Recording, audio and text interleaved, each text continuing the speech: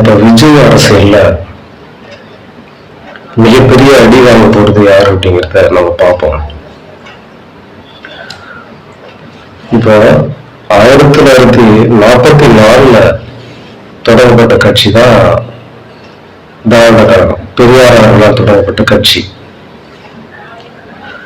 August 27 Periyar அவர்களால் தொடங்கி வைக்கப்பட்ட அந்த கட்சி ஒரு கட்டத்துல வளர்ந்து 49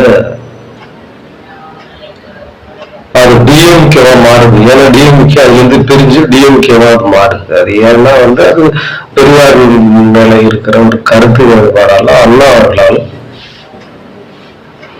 49 திகாவிலிருந்து பிரிந்து போல் சென்ற அந்த கட்சி திராவிட முன்னேற்றமா கட்சியா அது மாறுது. அதுக்கு பிறகு அதிமுக வருது. அதிமுக எம்ஜிஆர் அவர்களால் அதிமுக உருவாகுது.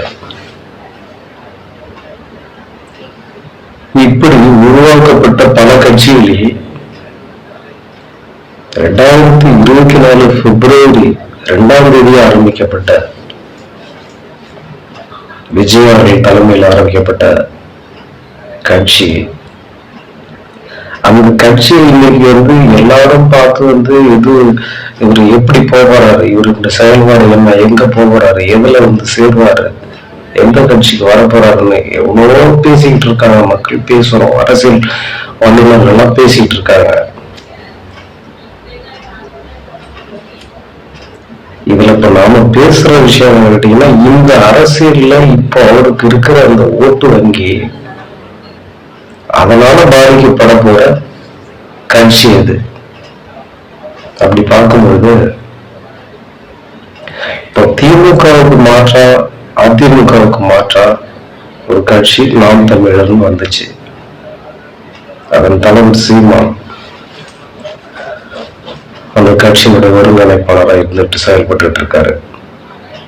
ஒரு கட்டத்துல அந்த கட்சியை மக்கள் ஒரு எதிர்பார்ப்போட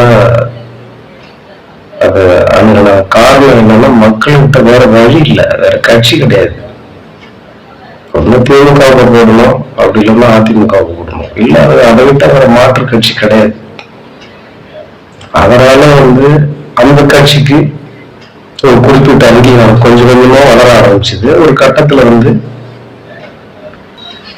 ஒரே நேரத்துல விசிகாவும் அங்கீகாரம் தருது, நாம் தமிழ் கட்சி அங்கீகாரம் தருது.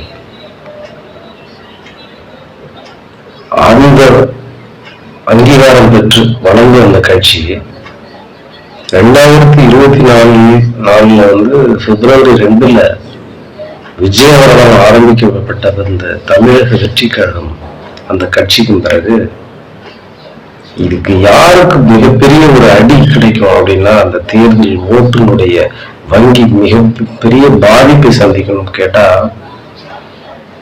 நாம திமுக சொல்றோம், இல்ல இல்ல அது விசிகாவுடைய ஓட்டுக்களை அதிகாரம் பெறறதுக்கு வாய்ப்பு இருக்கு அப்படின்னு பேசிட்டு இருக்காங்க. ஆனா இப்ப நாம என்ன இப்ப சொல்ல வரோம்னா, அதிமுகவுக்கும் திமுகவுக்கும் மாற்றாதான்னு சொல்லி வந்த கட்சி நாம் தமிழர் கட்சி. அதுக்குதான் மிகப்பெரிய ஒரு அடி காத்துக்கிட்டு இருக்கு. எப்படின்னு கேட்டீங்கன்னா, எல்லாருடைய திசை திறந்துச்சு ஒரு நேரத்துல. என்ன சரி, ஒருவேளை இது மாற்றா வருமோ, ஒரே இதுல கூட்டணி இல்லாம இருக்காரு, எப்படியும் அவர் ஒரு மாற்றா வருவாரு அப்படிங்கிற ஒரு நம்பிக்கையில போடப்பட்ட ஓட்டு தான் மக்கள் ஒரு 8% ஓட்டை நாம் தமிழர்கள் கொடுத்தாங்க. இப்ப அது பெரிய அடி எங்க வரும்போதுன்னா, அதுக்கு மாற்றா விஜய் அவர்கள் வந்துட்டாரு அப்படிங்கும்பொழுது, அவங்களுக்கு ஏற்கனவே சினிமாவில் அதிக மிகப்பெரிய ஒரு பக்கபலம் அவருக்கு இருக்கு. சினிமாவில் அவர்களுடைய அந்த வளர்ச்சி, அந்த நடிப்பினுடைய திறமைகள் அதுல பார்க்கும்போது அவர் மிகப்பெரிய வளர்ச்சியில் இருந்துட்டு இருக்காரு. அதை யாரும் நடத்த முடியாது. இப்போ ஒரு கட்டத்துல அதிமுக கூப்பிட்டு பார்த்தாங்க, அவர் போகல. பிஜேபியில இருந்து கூப்பிடுறாங்க, அவங்களும் ஒரு சில நெருக்கடிகள் கொடுக்குறாங்க, அவர் போகல. பிஜேபியில சில அந்த கரூர் சம்பவத்துக்கு பிறகு அவருக்கு ஒரு சின்ன ஒரு சறுக்கு இருக்கு, அதுல நம்ம ஒத்துதான் ஆகணும். அந்த அந்த சறுக்கள் அது அது ஓட்ட பாதிக்குமா அப்படிங்கிறதெல்லாம் நம்ம அது இதை நம்ம அவ்வளவு சீக்கிரம் நம்ம அதை உறுதியா சொல்லிட முடியாது. ஏன்னா இதை விட மிகப்பெரிய பெரிய திமுகவா இருக்கட்டும், அதிமுகவா இருக்கட்டும், அது அதுலாம் மிகப்பெரிய ஒரு உயிரிழப்புகள்லாம் ஏற்பட்டிருக்கு. சாராயம் விஷ சாராயம் மருந்தி பல பேர் 48 பேர்ல உயிரிழந்திருக்காங்க, அதெல்லாம் நடந்திருக்கு. அதை நம்ம வச்சு இதை பார்க்கும்போது இது 41 பேர் எழுதுனால மற்றவங்கெல்லாம் ஓட்டு போடாம போயிடுவாங்கன்னு சொல்ல முடியாது, அப்படியே போட்டுருவாங்கன்னு சொல்லிட முடியாது. அது நம்ம அதை நம்ம அந்த தேர்தலில் கண்டிப்பா அது மக்களுக்கு முழுசாக தெரியதான் போகுது.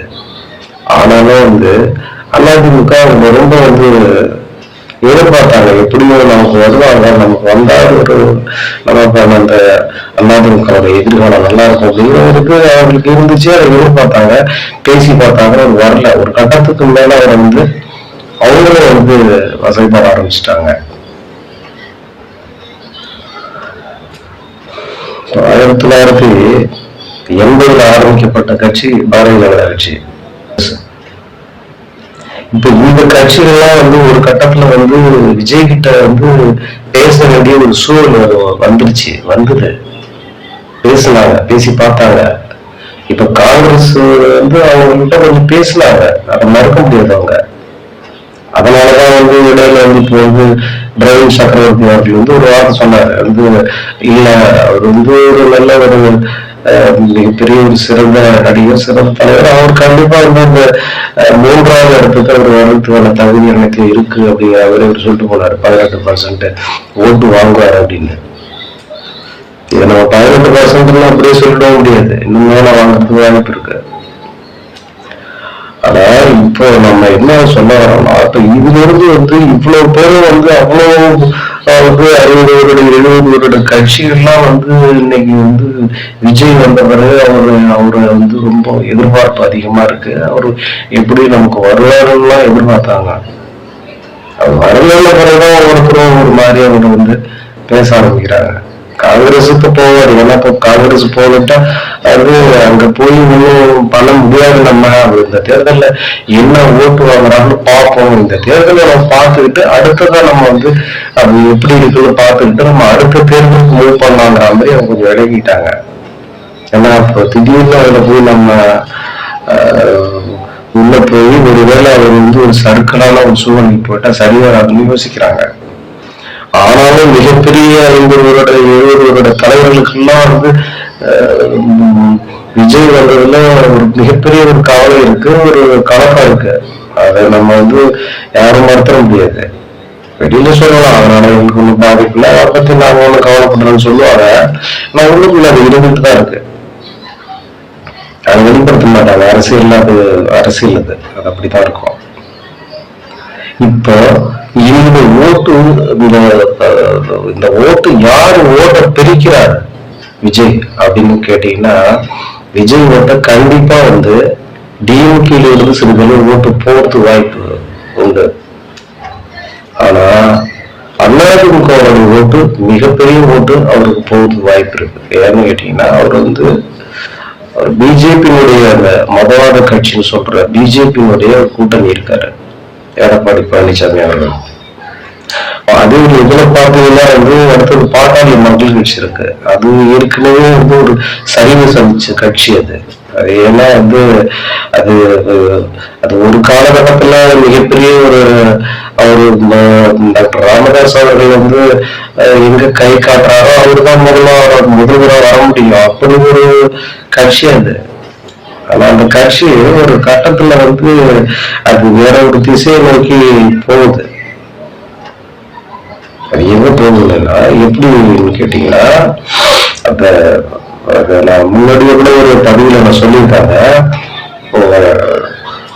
தர்மபுரி அந்த திவ்யா இளவரசன் அந்த காதல் பிரச்சனைக்கு அப்புறம் அந்த 2013 அந்த கட்சி வந்து தலித் மக்களுக்கு, பட்டியலின மக்களுக்கு எதிராக போகுது. அதாவது எதுன்னு கேட்டீங்கன்னா, அவர் வந்து தலித் அல்லாத கூட்டமைப்பு ஒன்று உருவாக்குறாரு. இப்போ இதே பெரியார் அவர்கள் வந்து பிராமணர்கள் இல்லாத ஒரு கூட்டமைப்பை, பிராமணர்கள் அல்லாத ஒரு கூட்டமைப்பை உருவாக்குனாரு. அதற்கு பிறகு ராமதாசர்கள் மிகப்பெரிய ஒரு